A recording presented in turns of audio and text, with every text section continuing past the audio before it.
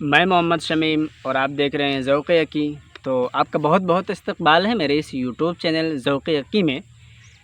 इससे पहले मैं बहुत सारी वीडियो आपके एग्ज़ाम को लेके करवा चुका हूँ, जिसमें मेरा मकसद सिर्फ़ और सिर्फ़ ये होता है कि मैं आपको आसान से आसान तरीक़ों से आसान ट्रिक्स से आपके ज़हन में मालूमात को रासिख़ करवा सकूँ और उसको याद करवा सकूँ।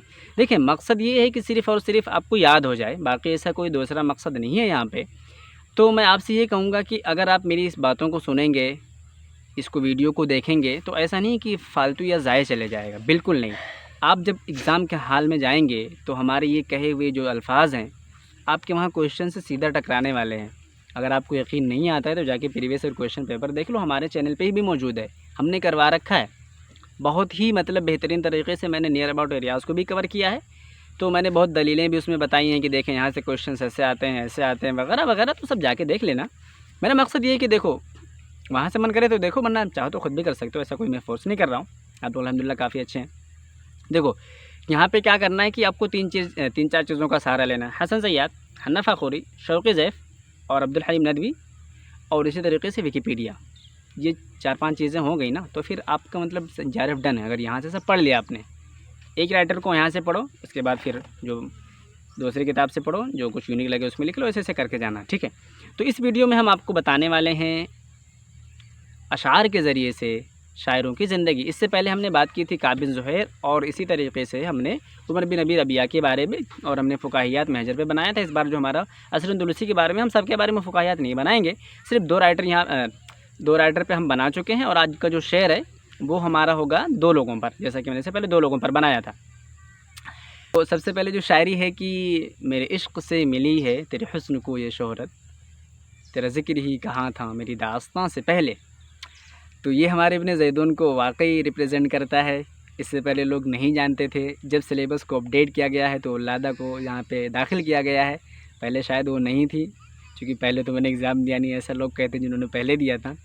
खैर वाक़ई हुआ ही भी ऐसे था। देखो, इब्न ज़ैदून को ज़ुल वज़ारतैन कहते हैं। मैं जानता था कि 2 लोगों का वज़ीर बना, इस वजह से ज़ुल वज़ारतैन बोल दिया, लेकिन मैंने दोबारा इसको जब तहक़ीक़ किया तो पता चला नहीं, मतलब बोलते हैं ना अस्सैफ़ वल क़लम, जैसे जिसको बोलते हैं अब्बू सैफ़ वल क़लम और मैं मुसामी बारूदी के, तो इसकी वजह इसको भी ऐसे कहा जाता है, इसलिए कि मतलब इसकी बराअत थी, फ़साहत थी लुग़त के अंदर, और इसी तरीके से इसको फ़ुरूसिया मतलब घुड़सवारी वग़ैरह ये सब आती थी, इसकी वजह से कहा जाता है।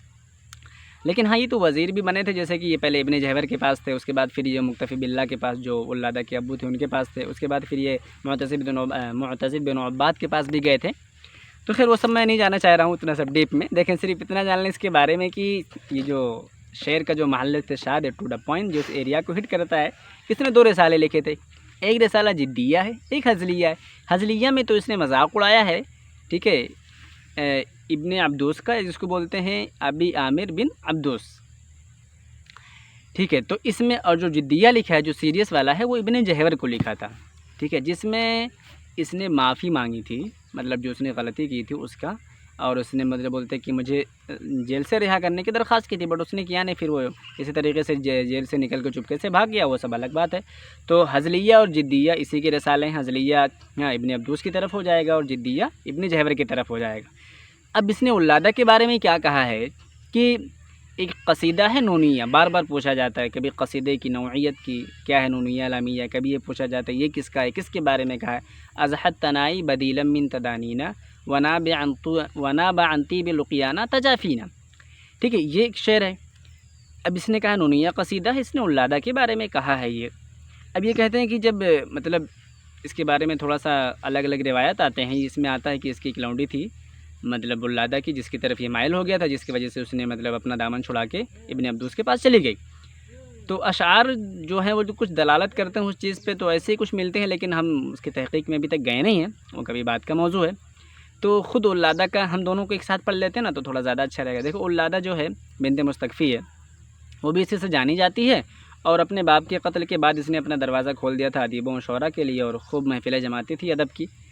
तो उसने एक शेर कहा है कि लौ कुन्त तंसिफ़ु बैनल हवा, लौ कुन्त तंसिफ़ु फ़िल हवा मा बैनना, ठीक है, ये उसने कहा है कि लौ कुन्त तंसिफ़ु फ़िल हवा मा बैनना।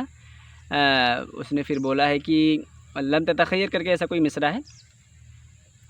तो ये चीज़ हो गई, मतलब कि उसने ये कहा जिससे ये पता चलता है कि हाँ वाकई कि मतलब उसने उसकी लौंडी की तरफ चला गया था। हाँ, लम तहवी जारियती वलम ततखय्यर। अब इसके बारे में ये चीज़ यहाँ से नॉलेज हो गई, इसके बारे में ये नॉलेज हो गई, ये मतलब कंप्लीट है।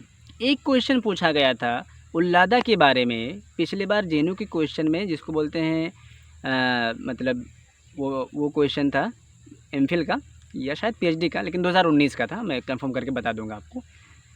तो फिर उसमें पूछा गया था कि तरक़ब इदा जन्नत ज़लामु ज़ियागती लिअन्नी रअयतु अक्तुमुल लिस्सिर, कि हम रात का इंतज़ार करते हैं जब तारीकी छा जाए, इसलिए कि वो राज को छुपा लेती है। आप लोग समझ सकते हैं क्या मकसद है। खैर वल्लाह वाला, ये पूछा गया था किसका शेर है, तो मैंने यहाँ ये भी बता दिया, वो भी बता दी, सब कंप्लीट हो गया। ठीक है, मैंने शेर से आपके सामने रख दी कि मेरे इश्क से मिली है तेरे हुस्न को ये शोहरत, मेरा तेरा जिक्र ही कहाँ था मेरी दास्तां से पहले। तो ये उल्लादा और इब्ने ज़ैदून का चक्कर हो गया, इब्ने अब्दूस, सब कुछ इसमें याद हो गया। आगे चलते हैं। इब्ने हज़्म के बारे में आता है कि इनकी जो किताब है तौक़ुल हमामा, मोहब्बत के फ़न पर है, बहुत अच्छी किताब मानी जाती है। इसके अलावा इमामा वल खिलाफा इनकी किताब है, और मैं कई वीडियो में बोल चुका हूँ। तो इमामा व सियासा भी याद रखना किसकी है, इमाला किसकी है, पूछा गया है पिछले बार ही 2020 वाले एग्ज़ाम में। ठीक है, तो ये सब आपको याद रखना है। मैं एक बता देता हूँ, एक आपको बताना है। इमाला जो है वो साहिब बिन उबाद की है, इमामा वल खिलाफा इब्ने हज़्म की, इमामा व सियासा किसकी होगी आप कमेंट करके बता देना। ठीक है, मैं देखता हूँ आपको याद है कि नहीं। तो इसमें जो शायरी होगी जो उसको रिप्रेजेंट करेगा वो ये है कि इसने मतलब 20 साल के जब ये थे तो उन्होंने शादी कर ली थी, मतलब 20 साल से वह हुआ दून अल-20, 20 साल से भी कम थे तो उन्होंने शादी कर ली एक लौंडी से जिससे ये मोहब्बत करते थे। अब ये मतलब कि मैं ये नहीं जानता हूँ कि उसकी भी उम्र क्या थी, मुझे नहीं पता, लेकिन मुझे जो पढ़ रखा है मैंने हना फ़ाखुरी वगैरह से, उसमें यही लिखा है कि इब्ने हज़्म की उम्र 20 साल थी। तो फिर ये क्या हुआ कि उसका इंतकाल हो गया, मतलब इख्ततफ़हल मौत, मौत ने उसको उचक लिया, मतलब उस लौंडी को। तो फिर ये बहुत ज़्यादा गमगीन हुए और इन्होंने मतलब कि 7 महीने तक कपड़े ही नहीं बदले, नहाए ही नहीं।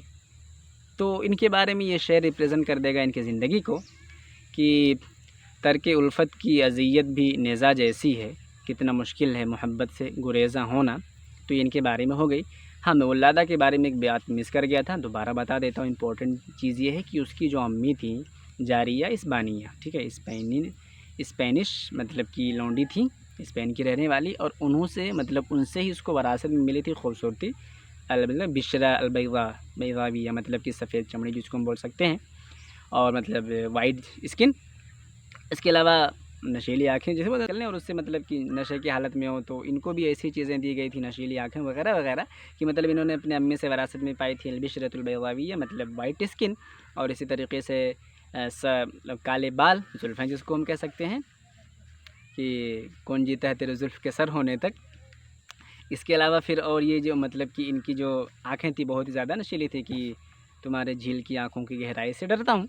तो ये सब इनके बारे में था, एक बार याद कर लेना। तो बस 2 शेर थे, दोनों शेर में मैंने दोनों लोगों की ज़िंदगी की कंप्लीट कर दी है। मेरे इश्क से मिली है तेरे हुस्न को ये शोहरत, तेरा ज़िक्र ही कहाँ था मेरी दास्तां से पहले, और तर्क उल्फत की अज़ियत भी नेज़ा जैसी है, कितना मुश्किल है मोहब्बत से गुरेज़ा होना।